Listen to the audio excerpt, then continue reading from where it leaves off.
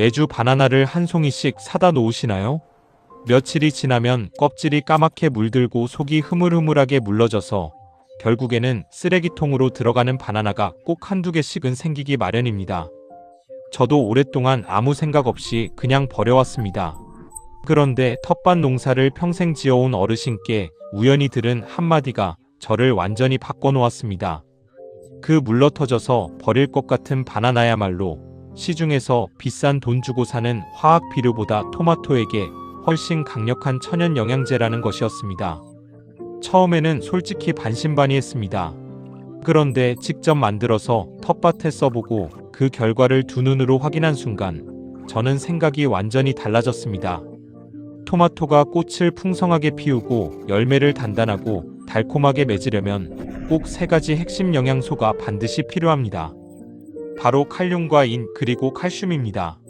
그런데 이 세 가지가 전부 우리가 매일 아무렇지 않게 버리는 잘 익은 바나나 안에 고스란히 들어있다는 사실 알고 계셨나요?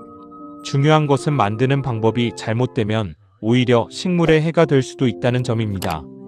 그래서 오늘은 제가 직접 검증한 48시간 발효 방식으로 바나나에서 영양분을 최대한 끌어내는 정확한 방법을 단계별로 알려드리겠습니다.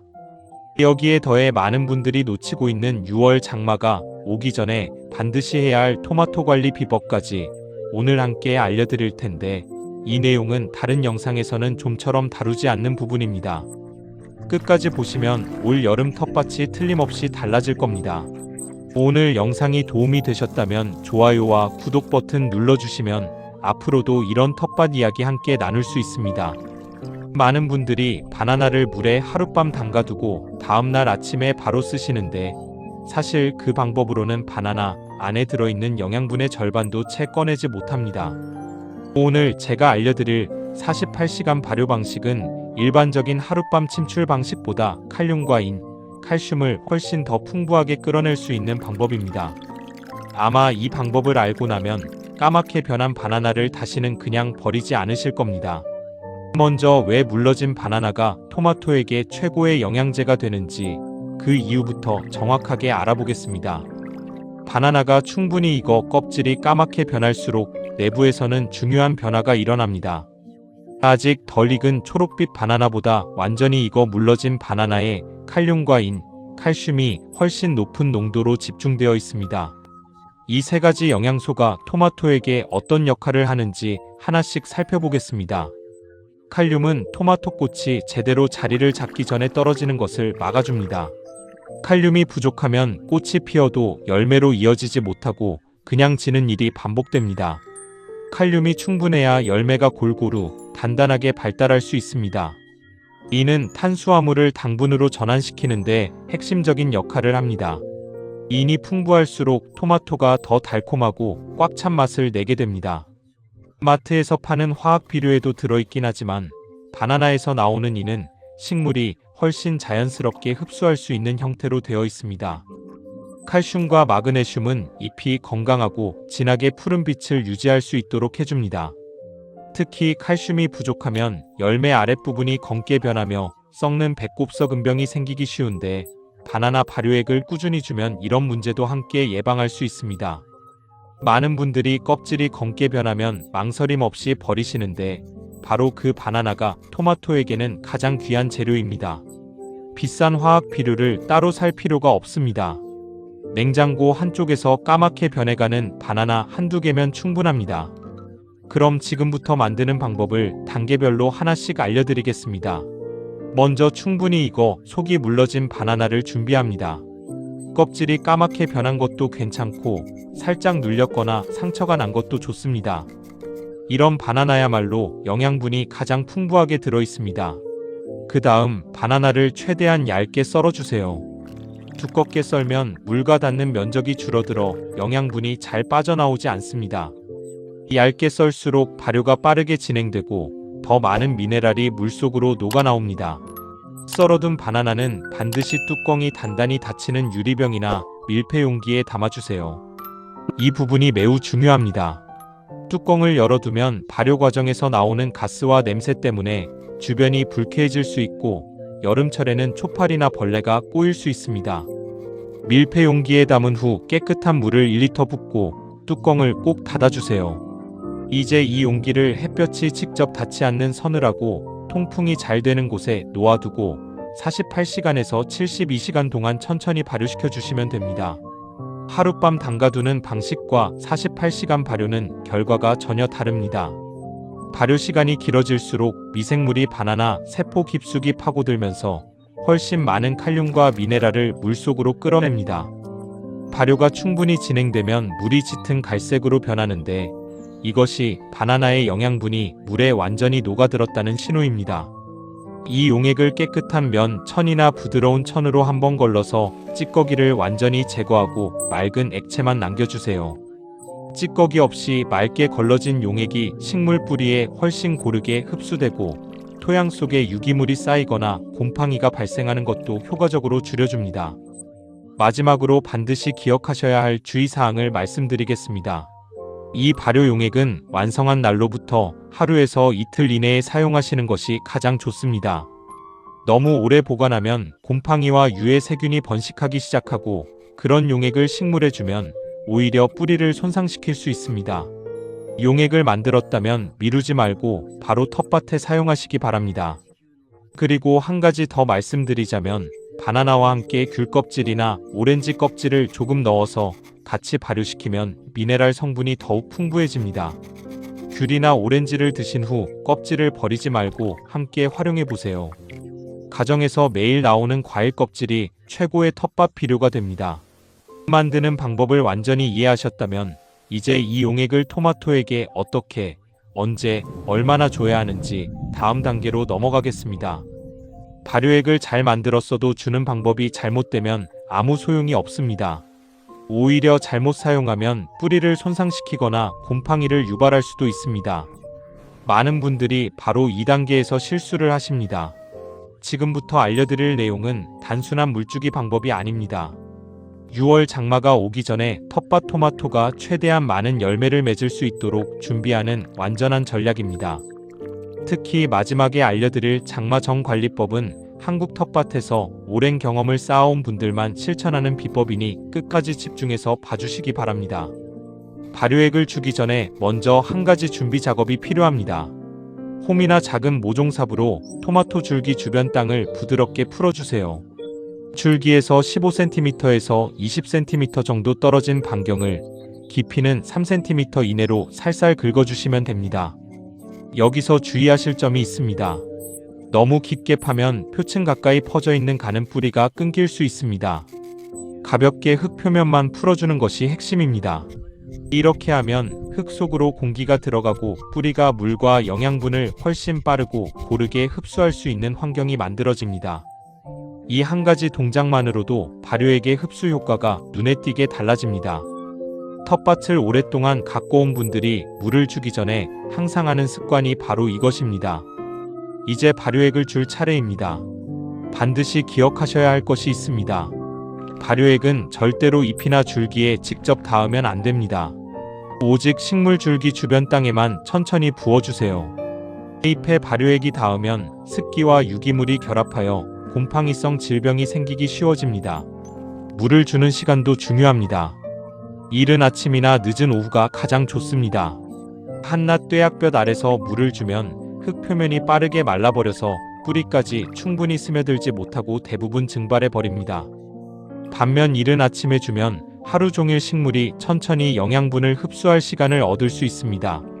물의 양도 반드시 조절해야 합니다. 토마토 한 포기가 하루에 흡수하는 물의 양은 대략 1리터에서 2리터 정도입니다. 물이 너무 많으면 열매가 수분을 과하게 머금어 단맛이 크게 떨어지고 심하면 열매 표면이 갈라지는 열과 현상이 생길 수도 있습니다. 충분하되 과하지 않게, 이것이 토마토 물주기의 기본 원칙입니다. 그렇다면 바나나 발효액은 얼마나 자주 줘야 할까요? 좋다고 매일 주시는 분들이 계신데 그렇게 하면 오히려 좋지 않습니다. 영양분이 과잉되면 잎만 무성하게 자라고 열매는 잘 맺히지 않는 문제가 생깁니다. 바나나 발효액은 20일에서 25일 간격으로 정기적으로 주는 것이 가장 효과적입니다. 이것이 한국 텃밭 농사에서 웃거름으로 권장하는 주기입니다. 모종을 심고 약 일주일이 지났을 때 처음으로 주시면 됩니다. 이 시기에 뿌리는 새로운 환경에 적응하면서 왕성하게 뻗어나가고 있습니다. 이때 영양분을 보충해주면 뿌리 발달이 눈에 띄게 빨라집니다. 그로부터 약 20일 뒤 첫 꽃송이가 맺히기 시작하면 두 번째로 발효액을 주세요. 이 시기에 칼륨과 인을 충분히 공급하면 꽃이 열매로 이어지는 비율이 크게 높아집니다. 꾸준히 이 방법을 실천해 보신 분들은 아실 겁니다. 20일이 지나면서부터 눈에 보이는 변화가 시작됩니다. 꽃이 더 풍성하고 고르게 피고 열매가 전보다 단단하고 크게 맺히며 잎은 진한 초록빛을 유지하고 줄기도 더 곱고 강해집니다. 토마토 농사는 꾸준함이 결과를 만듭니다. 한두 번에 그치지 않고 20일에서 25일 간격을 지키면서 꾸준히 이어가다 보면 어느 순간 내 손으로 키운 토마토가 마트에서 파는 것보다 훨씬 달고 단단하다는 것을 느끼실 수 있습니다. 여러분의 토마토는 지금 어느 단계인가요? 꽃이 피기 시작했나요? 아니면 벌써 열매가 맺히고 있나요? 댓글로 알려주시면 그 단계에 맞는 관리 방법을 더 자세히 알려드리겠습니다. 이제 오늘 영상에서 가장 중요한 내용을 말씀드릴 차례입니다. 많은 분들이 바나나 액비를 만드는 방법은 알고 계시지만 정작 6월 장마가 오기 전에 무엇을 준비해야 하는지는 모르시는 경우가 많습니다. 이 부분을 놓치면 그동안 정성껏 키운 토마토가 장마철에 힘을 잃고 열매를 제대로 맺지 못할 수 있습니다. 6월 중순은 한국 텃밭 농사에서 가장 소중하고 바쁜 시간입니다. 낮 기온이 30도 가까이 오르지만 아직 꽃이 져버릴 정도로 덥지는 않습니다. 토마토는 하루에 최소 6시간의 직사광선이 필요한 작물인데 지금 이 시기가 바로 그 햇볕을 마음껏 받을 수 있는 마지막 기회입니다.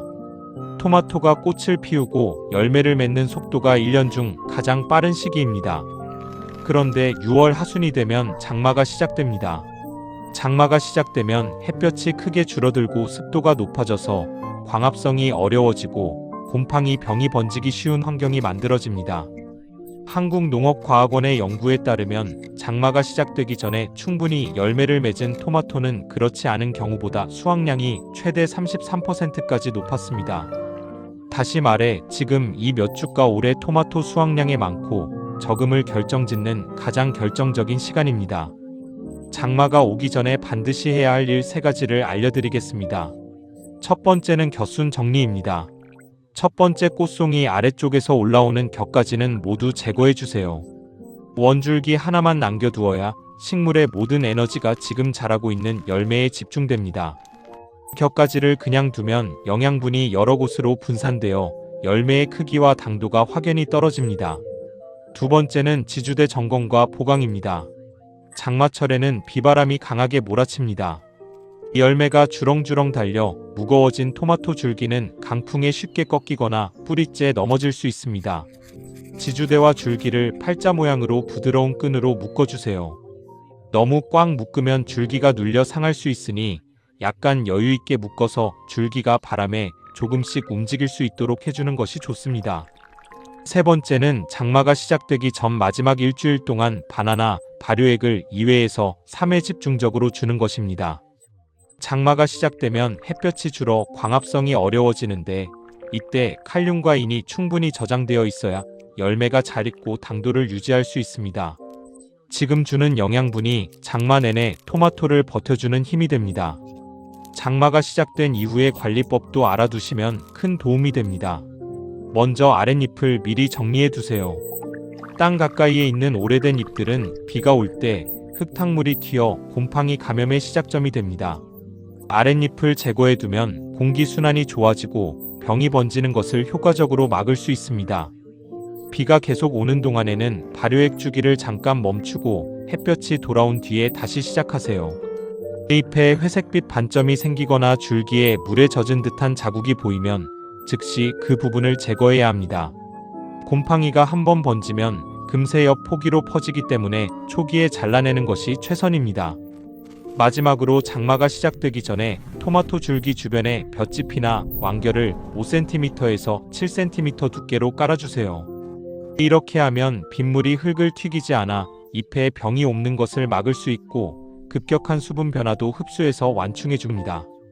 텃밭을 오래 갖고 온 분들이 해마다 장마 전에 빠뜨리지 않고 하는 작업이 바로 이 멀칭입니다.